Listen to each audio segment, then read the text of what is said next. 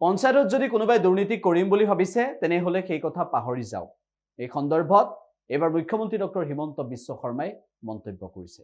পঞ্চায়তৰ সভাপতিটো আমি যেহেতু ৰাজনৈতিকভাৱে ইলেকশ্যন কৰা নাছিলো, গতিকে আমি মিলা মিছা কৰি দিয়াৰ চেষ্টা কৰিম, কিন্তু আমি বহুত বেছি নুসুমাম।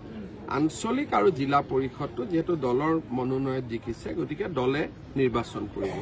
কিন্তু সদস্যসকল যেহেতু নিজৰ ভাৱে জিকিছে, আমি কম যে তহঁতি মিলা মিছা কৰিলে অমুকত পাত তমুকত পাত, কিন্তু নামানিলে আমি তাত বহুত বেছি নুসুমাম। অপ্ৰিয় হলেও সত্য দৰদাম চলিছে তেওঁলোকৰ মাজত নাই, যোনে কৰক, কিন্তু তেওঁলোকৰ সেই এংগলটোত আমি বৰ বেছি সোমাব খোজা নাই। আগতো সোমোৱা নাই, এতিয়াও আমি নোসোমাওঁ। সেইটোৰ পৰা আমি নিজক দূৰত ৰাখিম। ছাৰ, যিটো পৰিপ্ৰেক্ষিত দেখা গৈছে দুৰ্নীতি যেনিবা বেছি হ'ব, সেনেকুৱা এটা ইমান সহজ নহ'ব দুৰ্নীতি কৰা, কাৰণ প্ৰশাসন টান হৈ আহিছে।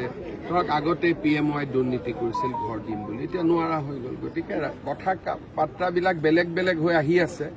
যোনে টকা খৰচ কৰি জিকিছে, লাষ্টত সি দুখ আৰু কষ্ট পাব, টকাকেইটা ঘূৰাই দিব নোৱাৰিব। এইটোৱেই ক'লো নে, আমি যে দিনে ৰাতিয়ে কষ্ট কৰি থাকো, সেইটোৱে যোনে মই ক'লো নে, মোৰ কাৰণে খুব ৰিজাল্ট এটাই মানুহৰ মনত অহংকাৰ আনিব নালাগে। সেইকাৰণে আজি ৰিজাল্ট হৈছে লগে লগে কামত নামিয়ে দিছো। ৰিজাল্টটো বুলি পাগলি থকা নাই আৰু, যে যি হ'ল হ'ল আৰু অহাটোলৈকে চিন্তা কৰিব লাগে। সেইকাৰণে ৰাতিপুৱা ধুবুৰীত গৈছো, গোৱালপাৰাত গৈছো, 21 তাৰিখে যোৰহাটত যাম, 20 তাৰিখে দেৰগাঁৱত যাম। মানে জিৰণি লোৱাৰ কথাটো নাহে। পঞ্চায়তৰ সভাপতিটো আমি যিহেতু ৰাজনৈতিকভাৱে ইলেকশ্যন কৰা নাছিলো, গতিকে আমি মিলা মিছা কৰি দিয়াৰ চেষ্টা কৰিম, কিন্তু আমি বহুত বেছি নুসুমাম। আঞ্চলিক আৰু জিলা পৰিষদটো যেহেতু দলৰ মনোনয়ন জিকিছে, গতিকে দলে নিৰ্বাচন কৰিব। কিন্তু সদস্যসকল যিহেতু নিজৰ ভাৱে জিকিছে, আমি কম যে তহঁতি মিলা মিছা কৰিলে অমুকত পাত তমুকত পাত, কিন্তু নামানিলে আমি তাত বহুত বেছি নুসুমাম। অপ্ৰিয় হলেও সত্য দৰদাম চলিছে তেওঁলোকৰ মাজত। নাই, যোনে কৰক, কিন্তু তেওঁলোকৰ সেই এংগলটোত আমি বৰ বেছি সোমাব খোজা নাই। আগতো সোমোৱা নাই, এতিয়াও আমি নোসোমাওঁ। সেইটোৰ পৰা আমি নিজক দূৰত ৰাখিম। ছাৰ, যিটো পৰিপ্ৰেক্ষিত দেখা গৈছে দুৰ্নীতি যেনিবা বেছি হ'ব, সেনেকুৱা এটা ইমান সহজ নহ'ব দুৰ্নীতি কৰা, কাৰণ প্ৰশাসন টান হৈ আহিছে। ধৰক আগতে PMY দুৰ্নীতি কৰিছিল ঘৰ দিম বুলি, এতিয়া নোৱাৰা হৈ গ'ল। গতিকে কথা বাৰ্তাবিলাক বেলেগ বেলেগ হৈ আহি আছে।